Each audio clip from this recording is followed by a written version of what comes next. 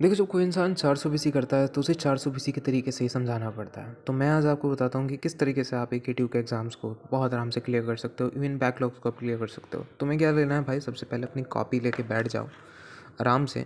उसके बाद यहाँ पर टाइप करो, जैसे कि मैंने टाइप किया है। लिखो प्रीवियस ईयर के तुम्हें क्वेश्चन पेपर चाहिए। यहाँ पर जाओ और इस पर क्लिक करो। इस पर क्लिक करने के बाद अपनी ब्रांच ढूंढो, जैसे कि like I am going to BTech, I am going to CSE and now you need the question paper of 5th semester.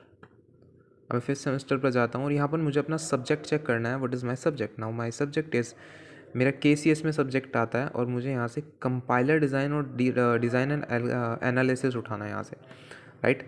तो मैं यहाँ से अपना क्वेश्चन पेपर उठाता हूँ और मैं इस क्वेश्चन पेपर को यहाँ से डाउनलोड कर लेता हूँ। Now I have to take only 3 question papers और मुझे इन 3 क्वेश्चन पेपर्स को ChatGPT पे डालना है और कहना है कि मुझे हाईएस्ट जो कि आने वाले क्वेश्चन हैं उनके बारे में बताओ। After that what I have to do, मुझे क्या करना है, राइट करना है। यहाँ पर क्वेश्चन राइट कर लेने हैं और 90% टाइम वही क्वेश्चन आते हैं। द रीज़न इज सिलेबस इसका थोड़ा छोटा है। अगर तुम रियल में कोई एजुकेशन कर रहे हो बाहर से, तुम कोई कोर्स कर रहे हो, देन यू विल फाइंड कि बाहर से जो कोर्स करते हैं वो थोड़ा ज़्यादा लंबा पड़ता है। अगर मैं सच में डा करता हूँ तो इट विल टेक 1 और 2 months, but if you are focusing on this type, अगर तुम सिर्फ इसी पर टाइप कर रहे हो, इस पर फोकस कर रहे हो, तो ज़्यादा कोई बड़ी बात नहीं होने वाली है। तुम्हें इन लोग के साथ क्या करना है, तुम्हारे मार्क्स कहाँ काट सकते हैं? पहला तुम्हारी स्पेलिंग में, दूसरा तुम्हारी एल्गोरिदम तुमने थोड़ी सी गलत लिख दी। जैसे कि यहाँ पे लिखा है एक्सप्लेन करो मर्ज शॉट, तो मर्ज शॉट तो तुम एक्सप्लेन कर दोगे, 5 मार्क्स तुम्हें उसके मिलने चाहिए, पर ये लोग तुम्हें 3 देंगे क्योंकि ये लोग चाहते हैं कि तुम रीचेकिंग करवाओ। रीचेकिंग से जो मनी आता है उससे इनका थोड़ा बहुत घर चल जाता है। सो दैट्स द इनकी ये प्रॉब्लम होती है। दूसरा, अगर तुम्हें पक्का लगता है तुम्हें रीचेकिंग करवानी चाहिए, तुम पास हो के नहीं, तुम पास मतलब सुनो, तुम्हारे मार्क्स अच्छे नहीं आते तो तुम रीचेकिंग करवाओ, क्योंकि इंटरनल में भी मार्क्स काटते हैं। सोच के देखो, तुम्हारे इंटरनल में 20 मार्क्स हैं, एक्सटर्नल में तुम्हारे 30 भी हो जाए तो भी तुम पास नहीं हो, क्योंकि 50 हो जाएगा। रीज़न क्या है? तुम्हारे इंटरनल के कॉलेज जो तुम्हारा है, जिसे सपोर्ट करना चाहिए तुम्हारा, वो तुम्हारा किसी वे में सपोर्ट नहीं करता। इसीलिए यूनिवर्सिटीज़ आने वाले 2023 जो हमारा 2030 है, उसके अंदर यूनिवर्सिटीज़ कम्प्लीटली फॉल करने वाली हैं। बड़ी बड़ी universities, private university, government universities सारी फॉल करने वाली हैं। कंप्यूटर साइंस इन सब में से हट जाएगा। क्यों? ये लोग कंप्यूटर साइंस स्टूडेंट्स को सपोर्ट नहीं कर सकते हैं। यहाँ पर देखो क्या लिखा है, explain the merge shot algorithm following sequence. जानते हो मेरी लास्ट टाइम इसमें बैक क्यों थी? क्योंकि मैंने इसे जब मर्ज शॉट से किया था तो मैंने इसे पाइथन में सॉल्व किया था, और इन लोगों ने यहाँ पर सिर्फ लिखा है design and analysis of algorithm. यहाँ पर इन्होंने नहीं लिखा है इसे पाइथन में करना है, सी से करना है।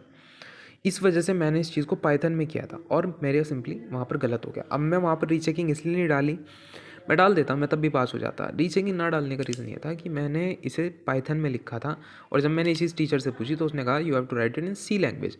Y should I have to write in C language? C language मेरे बाबा आदम के ज़माने की लैंग्वेज है। पाइथन के अंदर डाटा स्ट्रक्चर, पाइथन के अंदर ये, पाइथन के अंदर कंपाइलर डिज़ाइन इतना स्मूथ हो सकता है कि बच्चों के सारे कंसेप्ट समझ आ जाएंगे। लेकिन बच्चों के कंसेप्ट से इन्हें क्या फ़र्क पड़ता है? 2008 का सिलेबस इन लोगों ने इतनी गंदी तरीके से कॉपी मार रखा है। तुम्हें लगता है कि यूनिवर्सिटीज़ आने वाले समय में चलने वाली हैं? नहीं चलने वाली। ये कितना प्रिडिक्टेड है, मैं तुम्हें एक डाटा एनालिटिक्स के हिसाब से बता रहा हूँ, जो कि मैं हूँ। तो कल मैं एक प्रोजेक्ट बना रहा था। अब मेरा एक प्रोजेक्ट था जिसे मैंने कल पूरा किया था। तो बेसिकली यही एनालाइज़ का ही काम है मेरा भी, मुझे एनालाइज़ करना पड़ता है। तो मैं यहाँ पे कुछ ग्राफ्स तैयार कर रहा था, जो कि तुम देख सकते हो। ये कुछ ग्राफ्स हैं और ये कुछ ग्राफ्स आईफोन की सेल्स के ऊपर था। ये मतलब मैं आईफोन्स की सेल्स का डाटा जो था उसे निकाल रहा था। अभी मैं जॉब नहीं करता हूँ, but I should do the job. मैं कभी भी लिंक्डइन प्रोफाइल बना सकता हूँ। I am so over confident. ये इतना ज़्यादा प्रेडिक्टेबल है। जैसे मैंने एनालिटिक्स का काम शुरू किया भाई, मैं समझ गया इट इज़ सो प्रेडिक्टेबल। तुम्हें इसके लिए डाटा एनालिटिक्स टूल्स की भी ज़रूरत नहीं है। सिंपली इसे उठाओ, 3 साल के पेपर उठाओ, डाल दो, और सिर्फ 3 यूनिट तुम्हें उठा के चलनी है। 3 यूनिट उठाओ। पहले सुनो, अच्छे से सुनो। पहले तुम्हें क्या काम करना है, क्वेश्चन पेपर्स में से क्वेश्चन निकाल लो, हर यूनिट में से सिर्फ तीन क्वेश्चन करने हैं तुम्हें। प्रिडिक्टिव जो होंगे, जो बहुत ज़्यादा रिपीट हो रहे होंगे, वो सिर्फ 3 होंगे। इन 3 के बाद तुम्हें लेना है ब्लैक स्केच, मोटे वाला ब्लैक स्केच। क्यों? क्योंकि चेकिंग करने वाले अंधे होते हैं, इनकी आंखों में होती है कमी। ये कह देंगे मुझे तो दिख ही नहीं रहा था। पेन तुम्हें लेना है, थोड़ा मोटा पेन यूज़ करना। क्यों मोटा पेन भी? इसलिए अब 0.5 का पेन यूज़ मत करना, जैसे मेरे पास है। मेरे पास 0.5 का पेन है। देखो, जब मैं 0.5 से कुछ लिखता हूँ, ब्लाइंड पीपल,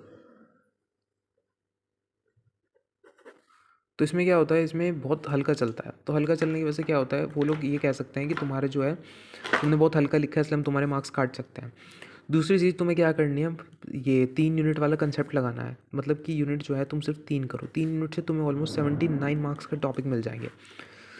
5 पे मत जाओ, क्योंकि तुम 5 को परफेक्ट नहीं कर पाओगे। पर अगर तुम उठा रहे हो 3 यूनिट तो तुम आराम से परफेक्ट कर लो, चाहे मैथ हो, फिजिक्स हो, कुछ भी हो, रट्टा मार लो। उसके बाद तुम्हें क्या करना है, क्वेश्चन ऐसे रटने हैं जैसे कि ऐसे लिखे हैं तो ऐसे ही लिखे हैं। मतलब इतनी अच्छी अपनी कोडिंग स्किल्स बनाओ कि अगर तुमने कोड लिख दिया और उसे कंप्यूटर में चला दिया तो चल जाए। अगर फिर भी तुम्हारे मार्क्स कम दिए जाते हैं, रीचेकिंग के बाद भी तुम्हारा कोड सही है, चल रहा है, और तुम्हें शक होता है, तो तुम AICET जो है उसे भेज सकते हो। पूरी यूनिवर्सिटी पे ताला लग सकता है, सड़क पे आ सकती है यूनिवर्सिटी, जितने भी इसके अंदर लोग हैं सब फंस सकते हैं, इन पे कार्रवाई हो सकती है, और AICET जिसके दावे करते हैं उससे इन्हें निकाला भी जा सकता है।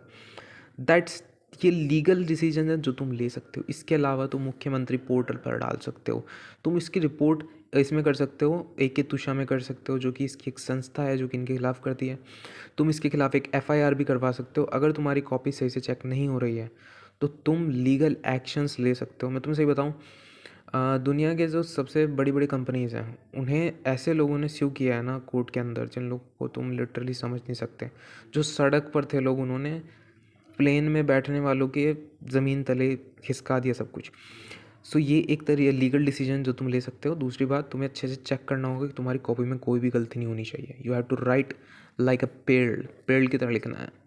इतने परफेक्ट बनो, इतने परफेक्ट बनो कि अगर सामने से आके एक प्रोफेसर भी बैठ जाए तो उसकी भी फटे तुम्हारे सामने, तुम्हारे से सवाल करते हुए। इतने परफेक्ट बनो अपने आप में। ये मेरा एक लाइफ का एक गोल था, बीइंग अ परफेक्शनिस्ट। मुझे परफेक्ट बनना था। ये मेरी लाइफ का एक बहुत बड़ा गोल था। मेरी राइटिंग बहुत गंदी थी, आई हैव इम्प्रूव्ड इट। मेरी कोडिंग स्किल्स नहीं थे, I have improved it. Language communication, रोज़ वीडियो बनाता हूँ because I need to improvement. Improvement नहीं करोगे तो दुनिया तुम्हें पीछे छोड़ देगी। तुम्हारे मार्क्स तुम्हें ही नहीं दिए जाएंगे। तुम्हारे इंटरनल में कॉलेज वाले तुम्हारे मार्क्स काटते हैं। क्यों काटते हैं? क्योंकि तुम कटवाते हो उनसे। समझ रहे हो? That is the life. Now what you need to do is use the sketch, 3 unit concept, predictable question उठाओ, 3 सिर्फ, अच्छे से लिखो, इतना अच्छे से लिखो कि मज़ा आ जाए लिखने में। After that you can clear this. और अगर तब भी नहीं होता है तो रीचेकिंग गई तेल लेने AICT पर सीधा स्क्रीनशॉट लेके भेजो। पेपर निकलवाओ अपने, सीधा AICT पर भेजो और बताओ। ये लोग पता है क्या करते हैं, ये लोग देखते हैं कि तुम्हारे क्वेश्चन जो है ना तुमने कैसे लिख रखे हैं, और फिर ये बोल देंगे कि मैंने सेक्शन ए समझ के तुम्हें सेक्शन B के मार्क्स दे दिए। इसका मतलब 10 मार्क्स के क्वेश्चन में मैंने तुम्हें सिर्फ 2 मार्क्स दे दिए। मैंने तो देखा ही नहीं, मुझे तो दिखाई नहीं। ओ माय गॉड, मुझे तो दिखाई ही नहीं कैसे हो। अब इनके पेपर का सेटअप देखो कैसे है।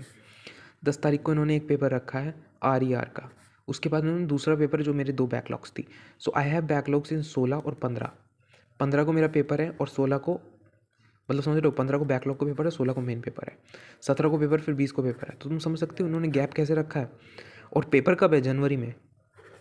सबसे ठंडा जो सीज़न है वो होता है महीना।